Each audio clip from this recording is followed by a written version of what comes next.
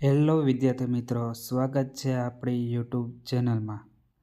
આજે આપણે જોવાનું કે ટેટ 1ના વિદ્યાર્થીઓના ફોર્મ ભરાવાનું હવે પૂરું થઈ ગયું છે કે કેટલા ફોર્મ ભરાણા એના વિશે જોઈ અને એનો અભ્યાસક્રમ શું છે અને કેટલી જગ્યાઓ આવશે।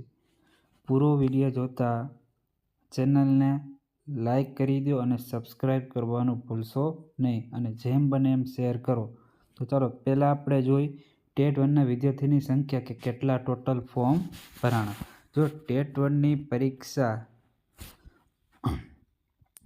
તમારે પહેલાં 14 ડિસેમ્બરે યોજવાની હતી, પણ તે તમારે વધારીને તમારે 21 ડિસેમ્બરે કરી નાખી। એનું કારણ શું છે? એનું એક કારણ કે પહેલાં શરૂઆતમાં જ્યારે જાહેરનામું બહાર પડ્યું ત્યારે કીધું હતું કે પીટીસીમાં અભ્યાસ કરતા વિદ્યાર્થીઓ માટે એનું જે છેલ્લો વર્ષમાં અભ્યાસ કરતા હશે એના માટે ફોર્મ ભરી શકાશે નહીં, પણ હવે નવું જાહેરનામું આવ્યું એટલે એમાં કે છેલ્લા સેમમાં જે અભ્યાસ કરતા હોય એ પણ ફોર્મ ભરી શકે, એટલે એના માટે પરીક્ષાનો સમય 14 ડિસેમ્બરની જગ્યાએ 21 ડિસેમ્બર કરી નાખ્યો છે।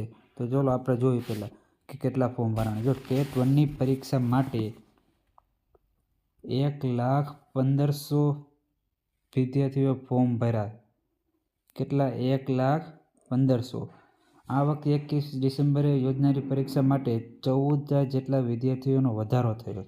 ગયા વર્ષ કરતાં આ વખતે કેટલા વધારો થયો? 14,000 વિદ્યાર્થીઓનો વધારો થયો છે। એનું કારણ કે પીટીસીવાળાનો જે ચાલુ અભ્યાસ છે બીજા વર્ષમાં છેલ્લા સેમમાં એને પણ સમાવેશ કર્યો એના માટે।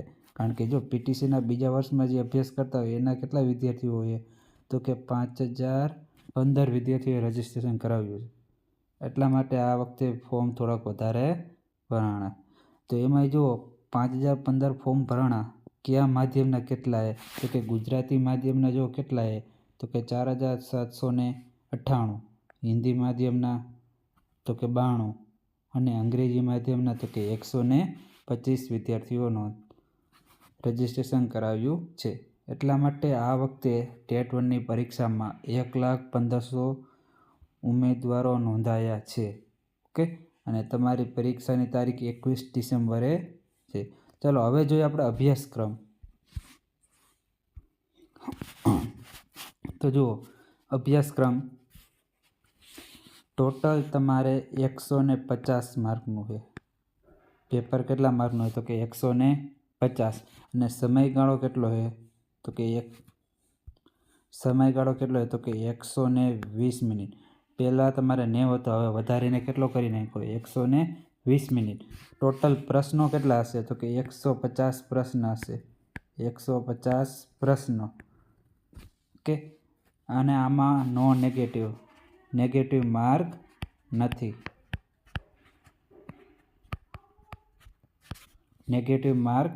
એટલે તમારે બધાએ પૂરી નાખવાના। તો જુઓ એમાં પહેલાં બાળ વિકાસ અને શૈક્ષણિક શાસ્ત્ર એટલે કે મનોવિજ્ઞાન એ કેટલા માર્કનું હોય તો કે 30 માર્કનું, ગુજરાતી ભાષા 30 માર્કનું, અંગ્રેજી ભાષા 30 માર્કનું, ગણિત 30 માર્કનું, પર્યાવરણ, જીકે અને કરંટ અફેર્સ એ કેટલા માર્કનું હોય તો કે 30 માર્કનું। એટલે બધાય તમારે 5 ટોપિક કેટલા માર્કના? 30 માર્કના, એટલે ટોટલ કેટલા માર્કનું હોય તો કે 150 માર્કનું છે। ચાલો હવે એના પછી આપણે જોઈએ કે 2026માં કેટલી જગ્યાઓ હોય છે। જો અંદાજ આપણે લગભગ છે ને તમારે 7,000થી 10,000 જેટલીનો જગ્યાઓ આવશે। જો અત્યારે ટેટ 1ને ઘણી બધી જાહેરાત કરી હતી, એમાં ઘણી બધી જગ્યાઓનું કીધું હતું તમને કે આ વખતે લગભગ તમારે 7,000થી 10,000 હશે। એટલામાં જો પાસ થઈએ ને તો એ સંભાવના ઘણી છે વારો આવવાની। એમાં જો તમારે 150માંથી 100 ઉપર હશે એટલે લગભગ ચાન્સ લાગી જ જશે। ઓકે, વિડીયો પસંદ આવે તો લાઈક, શેર અને સબસ્ક્રાઈબ કરવાનું ભૂલશો નહીં। ઓકે, જો તમારે આવી જ માહિતી જાણવી હોય તો આપણી ચેનલને સબસ્ક્રાઈબ કરી નાખો અને જેમ બને એમ શેર કરો।